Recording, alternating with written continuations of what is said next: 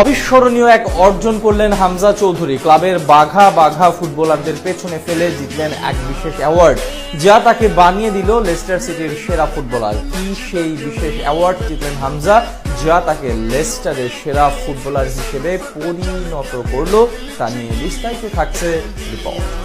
গোল করা তার মূল কাজ নয়, মাঝমাঠে প্রতিপক্ষের আক্রমণ থামানোই হলো হামজা চৌধুরীর প্রধান দায়। তবে ইংলিশ চ্যাম্পিয়নশিপে লেস্টার সিটির জার্সিতে গত মাসে তিনি যা করেছিলেন সেটা যেন সব হিসেব নিকেশের বাইরেই ছিল। লেস্টার কোচ কিংবা সমর্থকদের প্রত্যাশার ঊর্ধ্বে গিয়ে দুর্দান্ত এক গোল করেছিলেন হামজা চৌধুরী, আর সেটাই তাকে নিয়ে গেল অনন্য এক পর্যায়ে।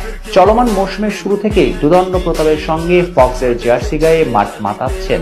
গর্জনের তর্জনী উড়িয়ে চলমান মৌসুমে ছুটে চলছেন দক্ষিণ এশিয়ার সুপারস্টার। লেস্টারের বর্তমান মৌসুমটা এখন পর্যন্ত ভালো আর মন্দের মিশেলে কাটলেও হামজা চৌধুরী ছুটছেন অবিরাম ছন্দে।